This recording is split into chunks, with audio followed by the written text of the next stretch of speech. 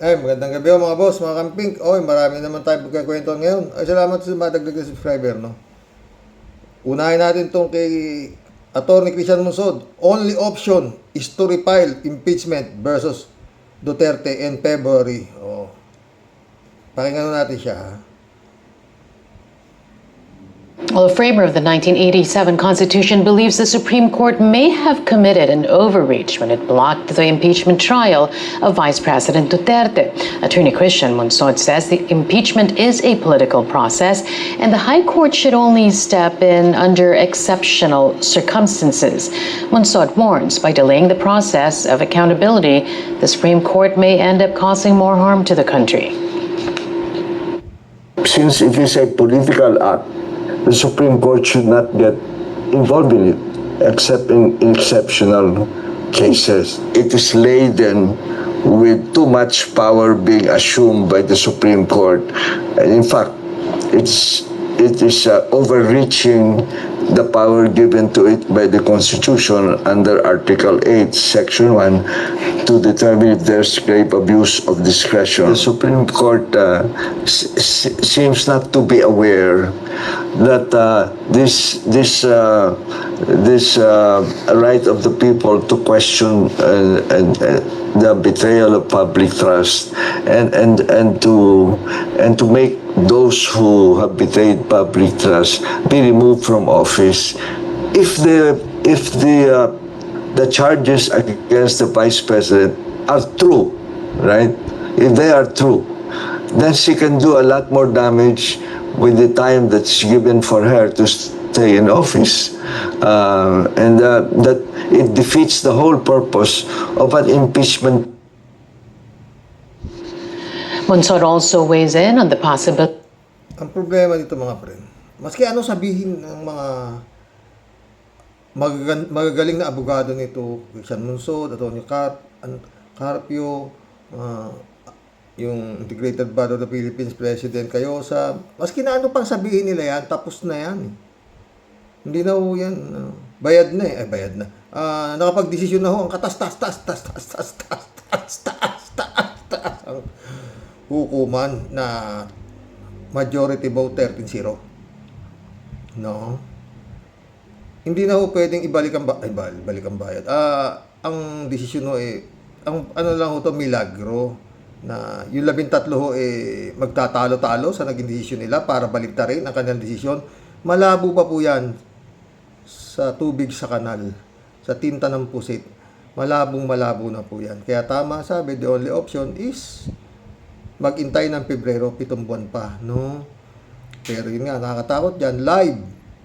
Sabi nga ni Atty. Christian Musod, dapat talaga yung mga itong klaseng public servant, pag napatunayan talagang talagang masibak na, ma-impeach na, makumbik na. Ngayon, kung patatagalin, sabi ni Atty. Gagawa pa ito ng maraming perwisyo sa bayan. Habang sinisweldohan pa ng bayan, nagnanakaw pa sa bayan. Hindi ba? Wala namang ginagawa na yung Sara Duterte, di ba? Ito naman si Jinggoy, 20 senador susunod sa Supreme Court ruling sa impeachment. Wala. Pangyate. Dr. Estrada, kung sino-sino ang mga senador na naisumunod sa SC ruling. Aga inamin ni Senador Jinggoy Estrada na isa siya sa mga naninindigan na dapat sundin ang Supreme Court ruling kaugnay nga sa impeachment case ni Vice President May katakataka ba naman doon? Sara Duterte. Ngunit hindi na nito tinukoy kung sino pa ang iba pang may katulad na posisyon kagaya niya. Immediately executory o agaran ang pagpapatupad ng inilabas na Supreme Court ruling sa impeachment ng Vice Presidente. Ito ang binigyan diin ni Senador Jinggoy Estrada sa Forthwith, immediately executory. Forthwith. Gitna ng pagpapaikot ng resolusyon sa Senado na naglalaman ng argumento, payo at boto ng ilang former justices sa pag-usad ng impeachment case. Kahapon ay naihayag na ni Senador na si Senador Francis Kiko Pangilinan ang nangunguna sa pagbubuo at pagpapapirma ng naturang resolusyon kung saan 4 na senador na ang nakapirma dito. Bukod kay Senador Pangilinan, kabilang sa mga sumusuporta sa naturang resolusyon ay sina Senators Bam Aquino, Risa Ontiveros at Vicente Soto III. Ayon kay Senador Estrada, hindi niya pa nababasa ang naturang resolusyon. Gayunman, mayorya sa mga kasamahan niya sa Senado ay pabor na sundin ang kataas-taasang hukuman batay sa caucus o pagtitipon na isinagawa ng upper chamber noong Lunes. Karamihan ng mga sentimento ng kapwa senador ko is to abide by the ruling of the Supreme Court. Sabihin natin, to abide by the ruling. To abide by the ruling. Mga 19 to 20. Ngayon pa baka hindi mag-a-abide? Kung noon nga na sinabing yan, di ba nagbotohan 18-5. Wala pang inaan ni Supreme Court, wala pa Supreme Court. Ngayon bang may Supreme Court na sasandalan na kayo? Di ba? Tapos na ho yan. Wala na hong kapag-asa yan. Ang problema niyan, pag dumating na naman ng February, bali-taktakan na naman umaatikabo yan, no? Bago mabuksan yung mga bank account na sinasabi. Wala naman kung tutusin. Yung kaso niyan ni Sara Duterte, wala naman kung kapanapanalo. Remember, doon sa 7 article of impeachment, isa lang doon ang makumbik siya, tanggal na siya. Convicted na siya. Maski pa sabihin mong yung 6 na article of impeachment ma-acquitted siya, isa lang doon ang makumbik siya, hindi na siya pwede. Yun lang naman ang binaano dyan, di ba mga friend? Na hindi na siya pwede na maging janitor man lang sa gobyerno. Yun lang naman Wala naman, di naman makukulong yan dyan di ba? Ayaw lang nila mga sinatong na to na kailangan meron silang siguro gagawin nila siguro ang presidente nga itong si Halimaw, yung anak ng Halimaw, di ba? Eto siya, yung magiging presidente nitong mga sinatong na to. Kamusta na si dating Pangulong Rodrigo Duterte? Okay lang siya? Pinapaabot niya sa inyong lahat na huwag kayong mag-alala dahil wala naman siyang nararamdaman sa kanyang kalusugan. Sobra 100 days na siyang nakakulong doon sa prison Chevignen sa ICC. May I go out, ma'am? Bugado to. Sobrang, parang yung teacher ko talaga ng elementary to. Tuloy mo. Baliw. Detention unit ng The Hague, Netherlands. Dalawa po ang tinatanong at hinihingi ng mga abogado ni dating Pangulong Rodrigo Duterte sa korte. Una na, ang interim release. Meron tayong Free Duterte Now rally. I-release na ninyo yan. Hindi yan tatakbo. Wala siyang sinasabi. Magtatago. Malala na talaga siya, mga friend. Malala na. Sa ano yata ito Sa Korea. Ito na lang ginagawa na ito. Ang gago na ito. Sumasweldo pa. Ayaw pa ipa-impeach. Diba? Anyway, in-impeach na ng Kongreso. Pero yung Senado talagang sagad proteksyon. Sabay ito ngayon yung Korte Suprema. Nakialam na rin. Diba? Tuloy natin. Wala na to. Ako sa Africa, magtatago ako sa Antarctica. Wala siya sinasabing gano'n. Sinasabi lang niya, gusto ko umuwi ng Pilipinas. Gusto ko bumalik ng Davao City. Ibig sabihin, sa ICC, kapag hinanap niyo yan, alam niyo kung Bata mo, kalat niyo. saan hahanapin yan. Nandun lang yan. Sa Davao. Ganun ba kadali yun? Ikaw naman, yung nga, si Kibulog nga, 3,000 mahigit na sundalo yung naghanap eh. Hindi makita-kita eh. Kung hindi pa nagalit si General Torre na pag di ka pa lumitaw dyan, may ultimatum ka eh, babaliktad ko yung buong kingdom eh. Asa takot siguro. Lumabas ka dyan, ulul. Sabi siguro ng boss niya. Ay na, baka kung ano pa makita ni Torre dyan. Dapat talaga yung kingdom na yun, halughugin ng todo yun, maraming makikita ron, malamang. Ha?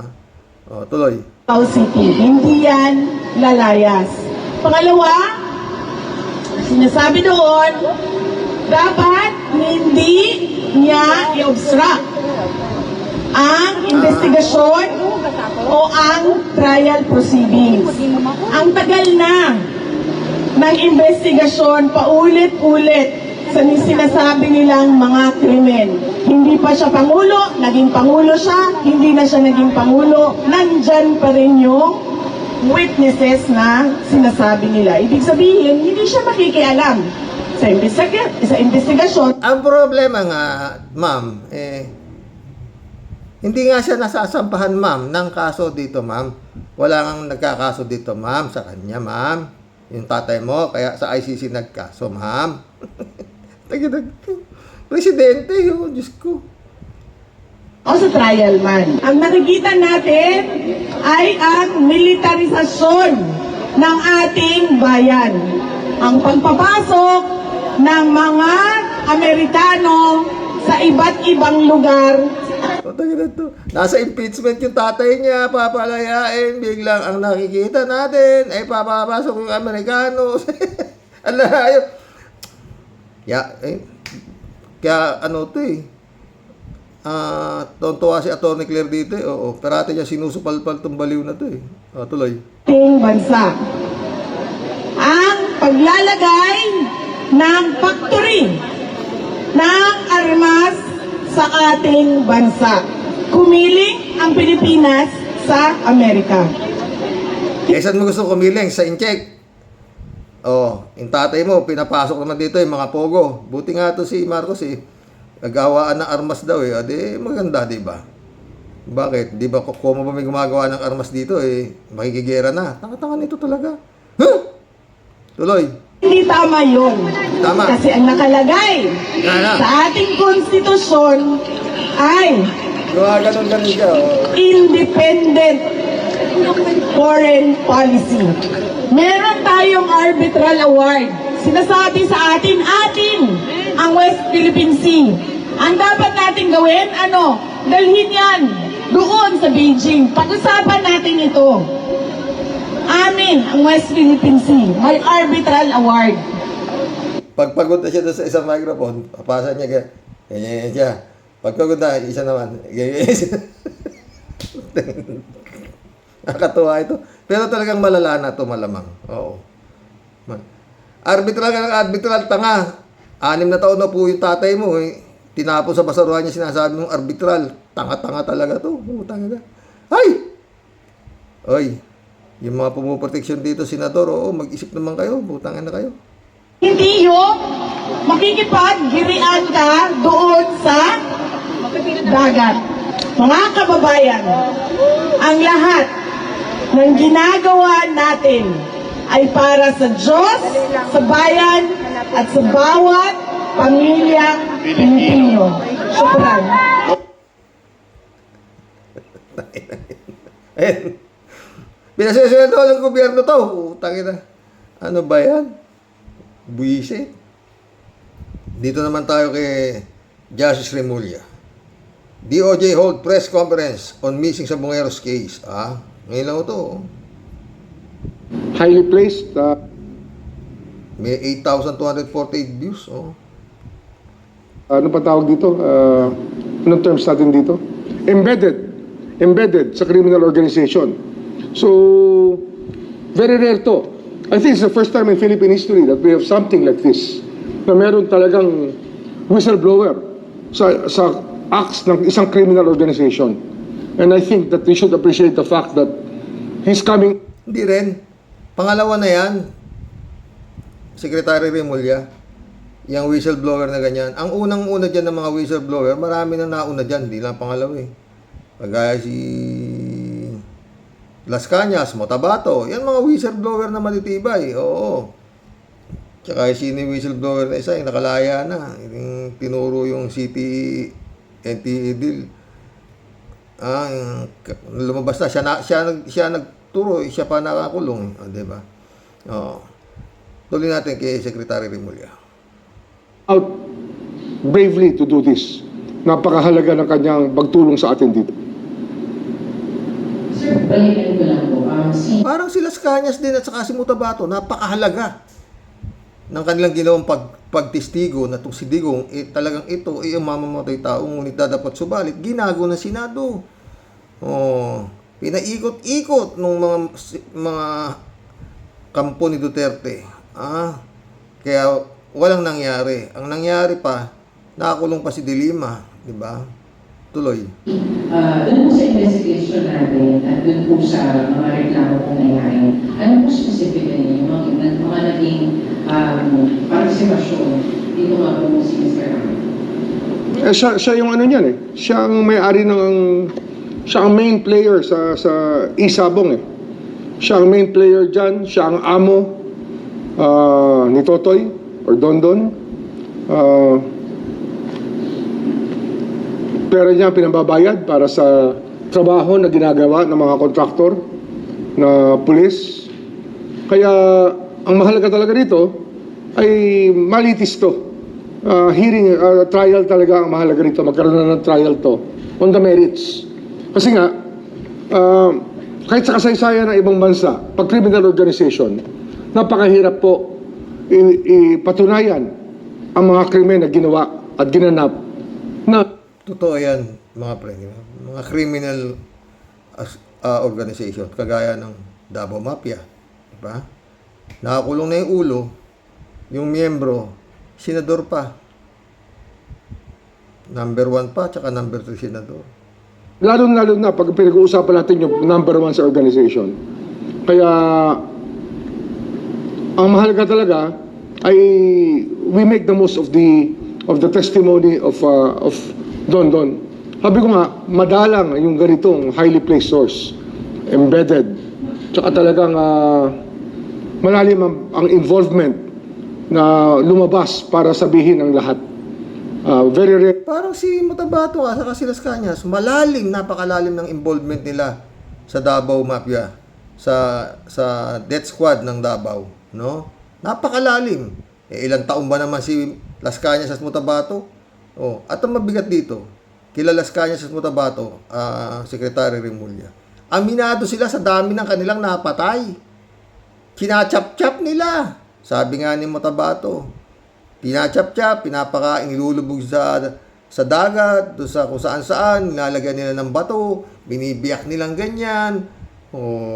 Mas karumal-dubal pa nga yung mga pero anyway, mukhang ano nga yan parang isang grupo ng mga pulis ang ginamit dyan, no? Sa mga pinatay sa sabong at saka yung mga pinapatay ni Duterte. Diba? Tuloy. Ito, it's an opportunity to ano dito eh, the Philippine justice system is on trial here. Kaya kailangan dito talaga tibayan natin ang ating mga loob at hindi tayo magpapatinag. So ano man na pwede nilang gawing hamon dito. Kagaya niyan, marami yung gustong guluhin na storya, maraming gustong ibahin ang narrative, pero hindi po eh. Malinaw na malinaw po yan sa Department of Justice ngayon. Kasi nga, the witness came forward on his own volition. At kinausap natin na maayos. At ang impormasyon niya ay talagang considered highly reliable. Pwedeng paniwalaan. Parang kay Las Cañas lang din tsaka kay Motabato. Ang maganda lang kay Las Cañas sa kay Motabato, inamin na mismo ni Duterte na totoo. Diba? Yung mga pagsasabi ni Las Cañas sa kay Motabato. Diba? Tuloy. Talaga ang kanyang mga sinasabi.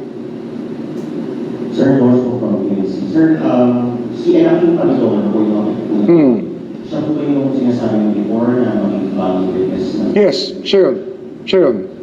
Dalawa yan. Yung isang kapatid, nandun din. Although may conviction na yung kapatid, kaya nga nagtatago sa batas dati yan. Si Elakim naman was given documents to travel by the principal. Ginamit sa pag-alis niya sa bansa. At ang reliability niya ng kanyang testimony is foolproof in many ways because his picture appears in the return of the cyber warrant granted by the court na sa isang ATM withdrawal na ATM ng isang missing sabongero. Kaya ang tingin namin ay talagang reliable rin talaga. It also proves that Totoy or Dondon was saying the right thing. Totoo yung sinasabi niya. At ano yan, mas mabigat pa dyan, na-witness siya rin ng pagpatay. Sir, dami po namin 10 tao yung na-witness siyang patayin. Dahil na mabigat lang dyan mga pre. Yung mga pinagpapatay, killing me softly, sabi nga itong Totoy na ito. Puta na, hindi lang binaril sa ulo para wala na halos naramdaman. Tie wire ho ang nilalagay ho, tas pinipilipit hanggang sa lumuha yung dila, hanggang sa maihiyo, hanggang sa mamatay na. Puta, talagang mga demonyo talagang, sabi ko na nga, eto ang impyerno. Ang ina. Tuloy. Hindi siya yung mismo gumawa. Ang tingin ko, witness siya. Witness siya. Pero, just the same. Alam mo yan, we want to get as much information as we can. At sabi ko nga, hindi madaling maglitis ng ganitong kaso. At kailangan talaga, likuin mo talaga yung ebidensyang pwede. At ito yung isang pagkakataon na talagang mabigat ang mga parata.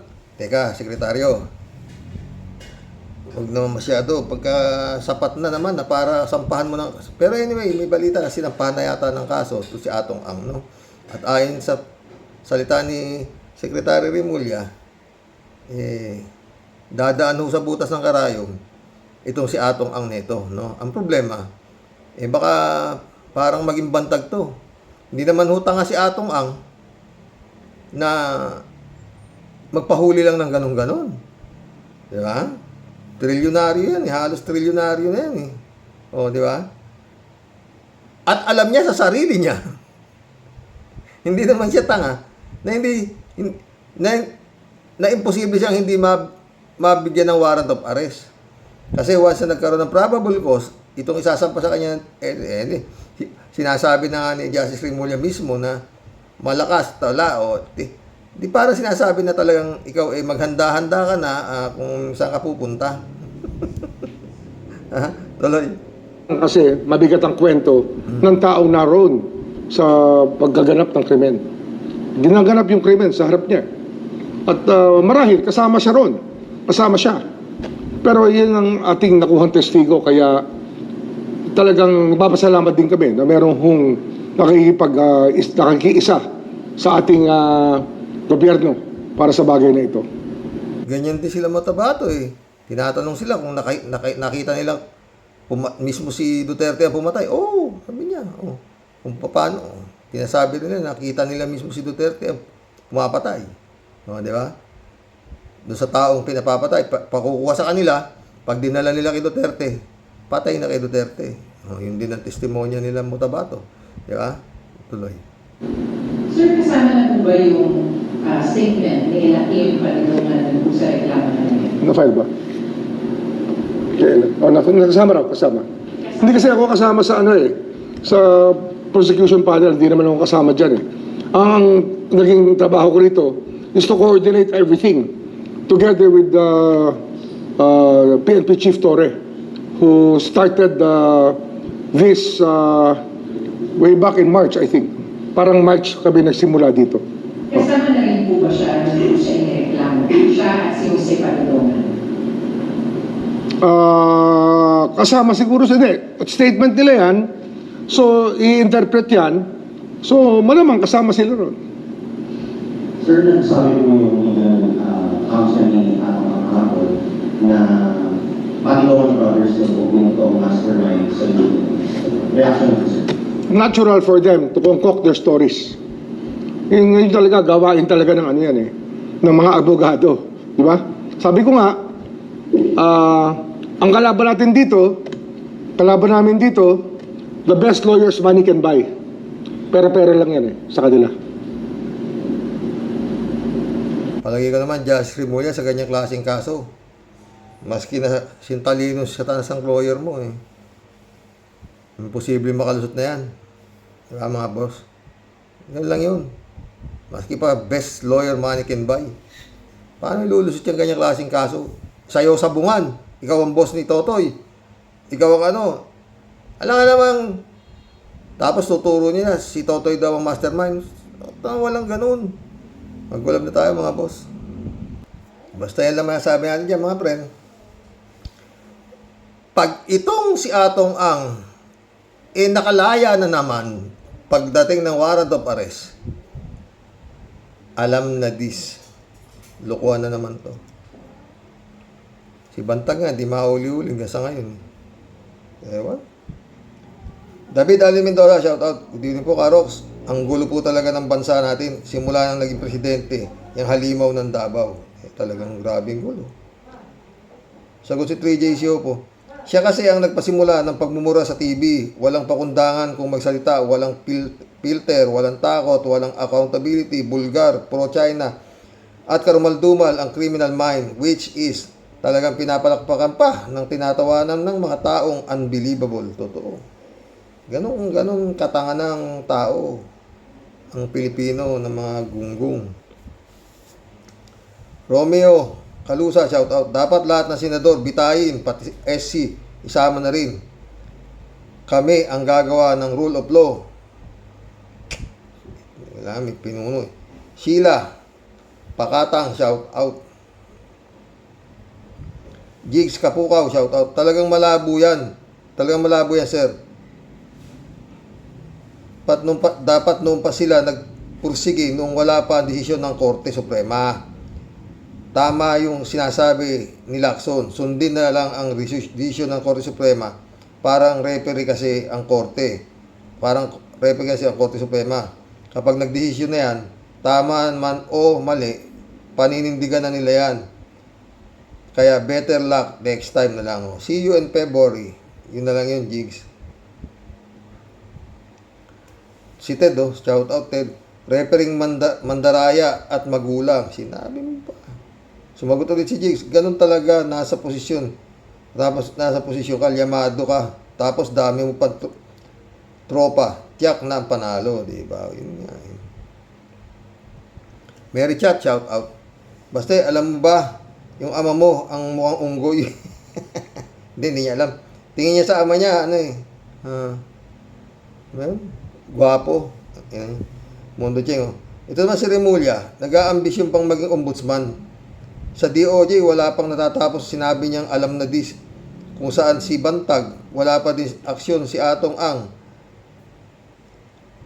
nga pa rin. Tapos gusto pang gusto pa sa mahabang serbisyo sa ombudsman. Naman, bago ka lumipat sa ibang posisyon, tapusin mo muna yung iiwan mo. Tama. Yun nga sabi, di ba? Mundo Cheng ulit Pinakabulok na batas sa buong mundo matatagpuan sa bansang Pinas dahil pera ang pinapanginoon at sa padrino ay takipan sa kanilang takipan ng baho. Totoo. Mundo ulit Mga magnanakaw, honorable pa ang tawag sa mga hinayupak na taong ito. Ang dapat sa mga darobong ito ay pugutan ng ulo. Mundo ulit Mga magagandang kasuutan pero mga bulok ang kalooban. Mga kayong lahat, karma lang ang katapat nyo. Sana nga. Mundo ulit, bongbong.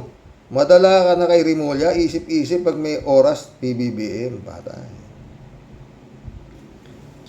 Mundo ulit Si Cheese ay parang si Remulla. Walang natapos na kaso sa DOJ. Gusto agad lumipat sa ombudsman. Si Cheese naman, wala pang trial kay Sara sa 2025. Gusto nang lumipat sa 2026. Kupal talaga.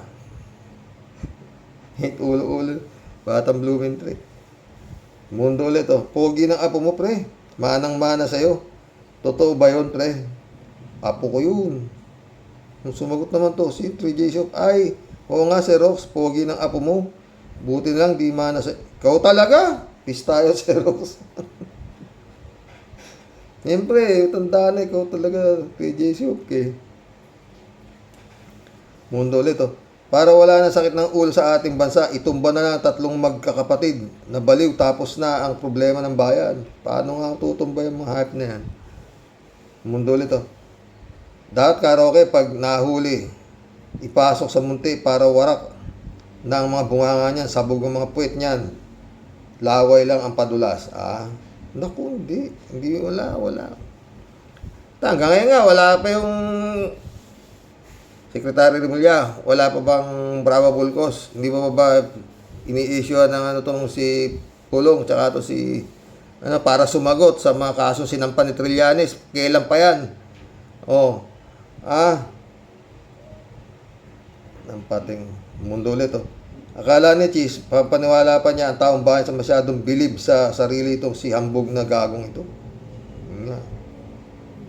David Ali Mendoza ulit Karox, napansin niyo din ba walang bukang bibig itong si Digong kundi puro patayan, kaya yung mga anak niya ay ganun din ang kaasal at paniwala sa lahat ng bagay ay makukuha sa pamamagitan ng dahas or karasan. Doon nga sila, kaya nga hindi sila matalo-talo sa Davao, pre.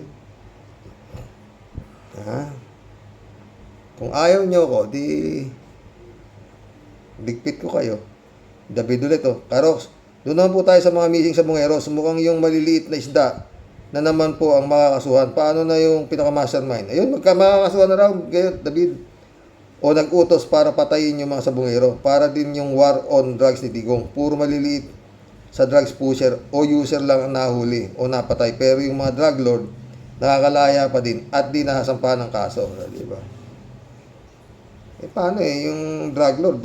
Economic advisor niya pa nga, diba? Lebrado Ludovico, shout out. Blessed morning, Karox, and to all warriors watching from Edmonton, Alberta, Canada. God bless po, stay safe and healthy. Sayang ang bansang pinamugaran lang ng mga halimaw at buhaya. Isang pamilya dutay at walang kwentang puro pagnanakaw sa kaba ng bayan. Pwe, leching hinduropot, tamaan sana kayo ng kidlat. Salot kayo sa bansa. Ulo ni Lebrado talaga Nilo Fernandez, shout out. Paano kung SC mismo ang lumabag sa rule of law? Pasensya na talaga. Sila daw God of power. Sumagot si Ted. Sabi ni dating SC Justice Ascuña, dapat pagdebatihan niya sa SC at kung iimbitahin siya, sasalang siya sa debate. Palagi ko gusto din niyang matauhan ng mga ulupong. Wala ng debate yan. 3J po. SC is the law. Friend Shervin Sapeda, shout out. Christian Sen, July 7, Alcantara, shout out sa inyo mga bossing. Friend Amy Bingson, Dolor Garcia, shout out Eman Scalona nak. Sabi ni Friend Shervin. Impong ba siyang Team Tedeli po, kumakaway at mabati po ng may ngiti sa iyo, Sir Rox, at sa buong Team Rocky Warriors the Great. Sa topic ko po today, sa totoo lang po, Sir Rox, isang malupit na mismong tubong Imus Kabit po ang nasa headline mo po today. Yun nga. Kumbaga lihiti mo lahat. Kumbaga lahatin mo at ilang hakbang lang po ang layo ng kanilang ancient house mo mula sa amin. Kaya ano pa ba ang bago, Sir Rox? Ganun ba yung trend? Kabiteños Riri Rax. Ano po? Sabi ko naman po sa iyo, basta Kabiteño, alam nyo na. O isa pang sample, Sir Rox, si Mr. Budot na olats ngayon sa Senado. O di ba? Minsan yung pagiging masyadong maangas at masyadong confident sa sarili. Pero bobo naman. Di ayan. Ang napala mo, buti nga. Anyway, Sir Rox, sana po tantanan na po yung mga puro kuda, puro argumento, pero wala pong aksyon na malupit. Nako nag-uungguyan lang po tayo dito. At wala din pong justisya na mapapala ang taong bayan sa puro paangasan lang po at palitan lang po ng kuro-kuro, Sir Rox, na wala naman pong bilang at silbi. Only people power 3 lang po ang sagot. Yun mismo talaga ang pinaka dumadagundong na solusyon, Sir Rox. Para ito pong mga kuyo court na to, pati ang mga nakaupong kamahal-mahalan at kagalang-galangan daw pero puro mga nakakasuka sa Senado, sa Senatong. Puro mga nakakasukang Senatong. Dapat po, sa mga pinutukan na lintik na mga to, Sir Rox, bigyan sila, bigyan ng isang malupit na leksyon, isang kagimbal-gimbal na solusyon at ng itong mga pinutukan ng lintik na mga to, Sir Rox, matauhan at mataldahan. Isang hambalos, magtandaan, isang hambalos na po na malupit ang gigising po sa puro mantika po nilang utak. Talagang puro kayong mga sumpa sa ating bansang inambayan. Grabe talaga kakapal ng mga mukha nyo.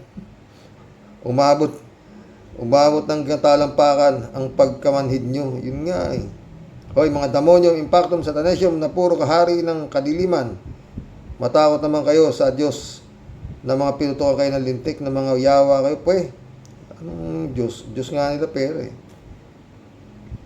Taong bayan ang nagpapalamon at nagpapasweldo sa inyo, mga buwisit, pero puro kayo nasa panig ng demonyo.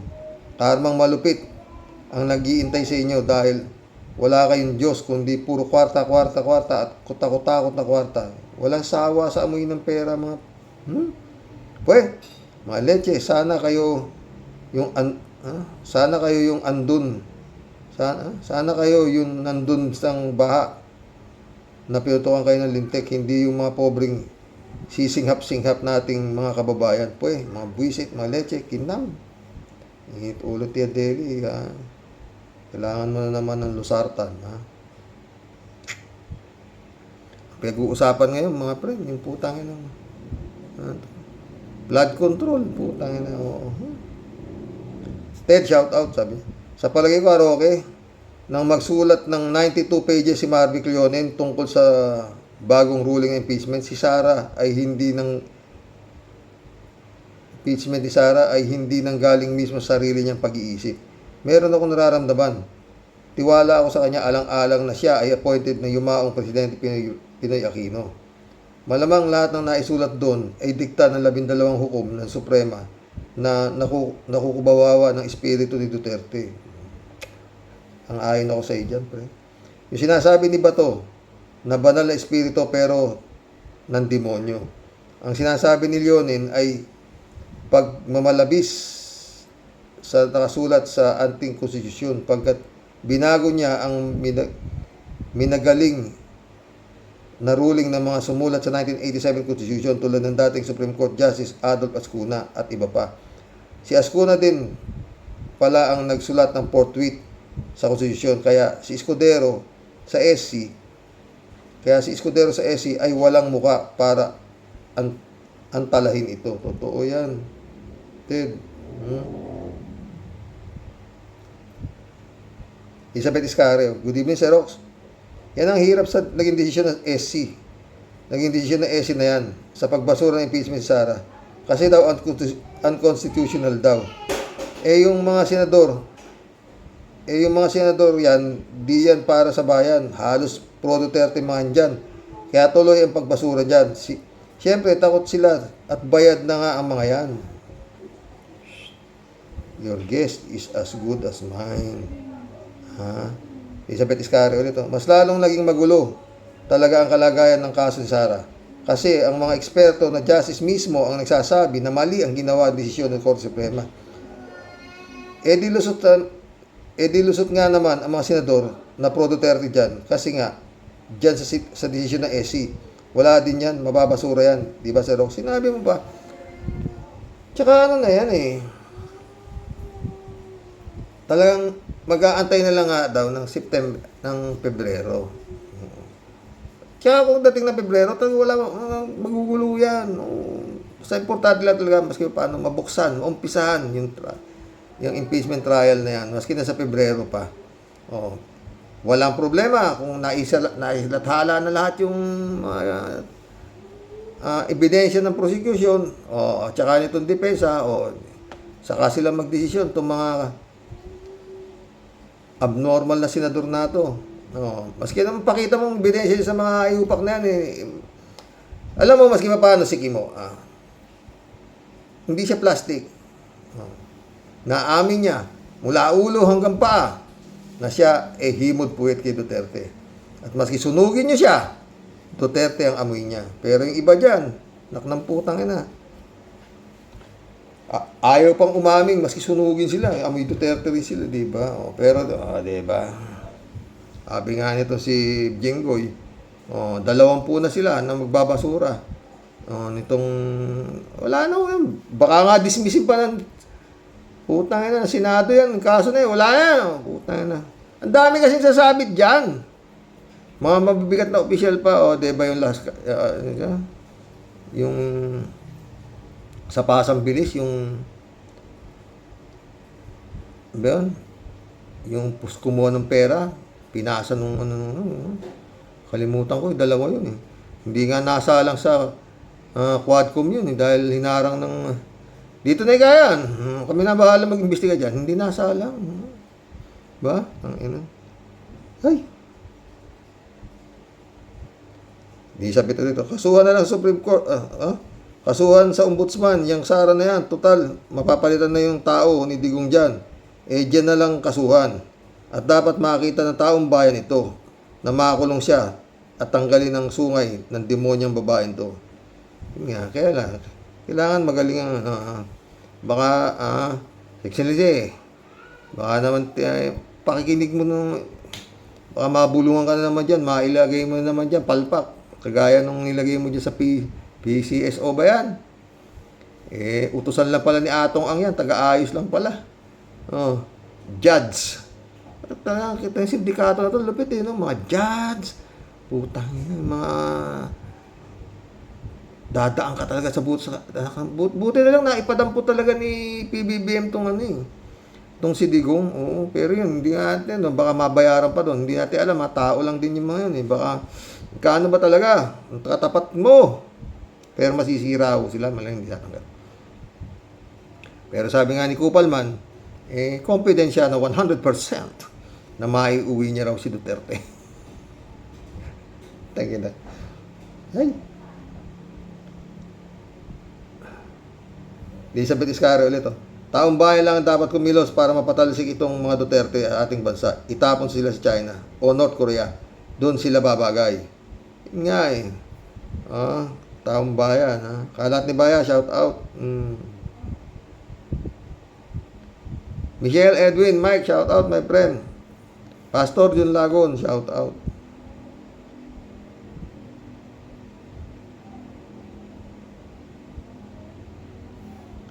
Marilo Pabianak, shout out Good morning po tayo sa mga ka-warriors. Tay, kahit po isang hibla na lang ang pag-asa natin na makamit ang hustisya laban sa mga ginawa Sara, kapit at mahigpit ng tiwala lang, wala pong pag-alinlangan na sa huli mananaig ang katotohanan. Di sila ang tunay na makapangyarihan sa lahat. Yun ang nasa isip nila. God bless our countrymen. Diba? Totoo naman yan. Maluwa. 3J Siopo. Tama. Hindi tayo dapat mawala ng pag-asa. Hanggat may buhay, may pag-asa. At kakampi natin ang katotohanan. Isang araw mananaig din ang katotohanan. Totoo yan pa rin. Sumagot si 3J, si Maaling Pabian ito. Kasama tayong lahat dapat na mag-prayer brigade para sa ating minimiting makatarungang pagpapakita ng katotohanan. Huwag tayong susuko sa laban tulad na lang ng pagmamahal natin sa ating pamilya at kinabukasan. Masarap umuwi sa isang bansang malaya at matahimik. Totoo yun, Malu. Ba? Ay, marami tayong naging topic ngayon, mga friend. 3J Show po ulit Sir Rox, kaya magulo ang Pinas kasi ang mga tao dyan, karamihan ay walang takot sa Diyos. Pinagsasamantalahan na mga walang puso, pinagsasamantalahan ng mga walang puso at walang kaluluwang mga nilalang na nasa pwesto. At ang masakit pa nito, ang mga Pilipino ay kinakampihan pa ang mga mapagsamantala. Yung mga regular na mga tao at yung mga regular na mga tao na bulag, pipi at bingi ang pinapalakpakan pa pag nagmumura ang idolo nila. Kahit pa pati simbahan ay lapastanganin pa. Wala kanila yun. Kaya ganyan na ang Pilipinas. Sinabi mo pa, ha? Meron naman siyempreng matitino na may takot sa Diyos. Kaso karamihan sa kanila pasa todo lang kasi masyadong mabigat ang kalaban. Oo nga at mabigat ang kalaban. Pero hanggat tumatawag tayo sa Diyos, humingi tayo ng tulong na hindi manaig ang mga nasa pwesto sa kanilang mga kabuktutan. Totoo yan, friend. Ha? Sinabi mo pa.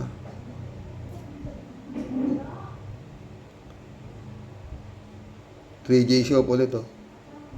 Si Rox, malabong baliktarin ng SC ang desisyon nila kasi magmumukhang ewan sila. Totoo naman yun.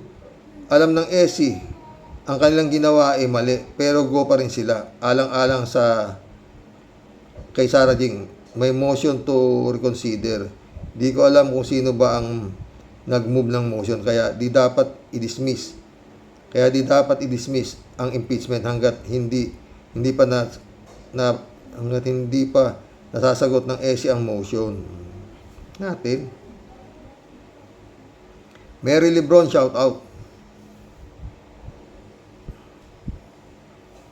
Good morning, Sir Rox. No skipping ads, sabi niya. 3J Shop ulit, oh. May ba ako, Sir Rox? Ang sabi daw ha, na di-depress si Digong. Aba, di kata-kata ka dyan. Di kata-kata ka yan.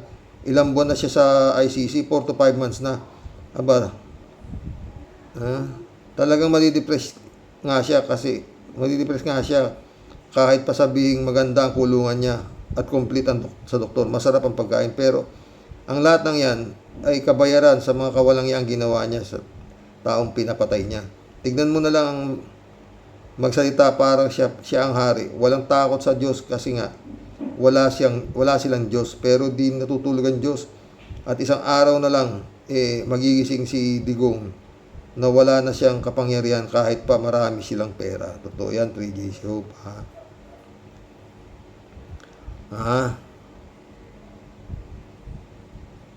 Nantay ko lang si Kibulog, lapit ng tumilaok yun. Kung si Duterte ganyan na nadidepress pa, what more tong si Kibulog, di ba? Maho-maho yung kulungan ni Kimolok, PJ Show ulit, tawa-tawa. Unbelievable si Marcoleta ang chair ng Blue Ribbon Committee. Wow. Is this a joke? Joke. Well, tiyak na yan, maraming ipapatawag si Marcoleta sa Senado. Magiging interesting ang Senado ngayon. Samantalang si Risa, tinanggal sa pagiging chair ng Senate Committee on Women, Children's Family Relationships.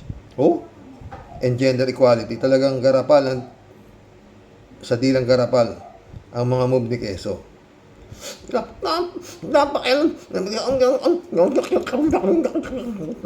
magsalita. Reynaldo Gonzalez, shout out. Mahilig din mambola si Lacson.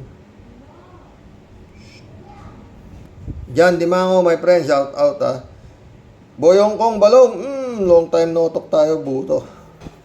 Pag may time, tawag-tawag ka, kwentuhan tayo. Pagkwentuhan natin itong mga nangyayari ito ng mga bullshit na Pilipinas to. Totoo lang. Meron lang talagang maganda ng layasan to, kaso wala tayong buti nga kayo yung mga iba sa inyo nandiyan sa abroad, di ba? Wala. Kaya yung mga kung meron kayong panahon na na wag nang bumalik dito, wag na. Ganito klase. Diyan na lang kayo. Pero anyway, swerte pa rin tayo at hindi tayo North Korea. Magandang gabi po mga boss. God bless. Good night, dasal.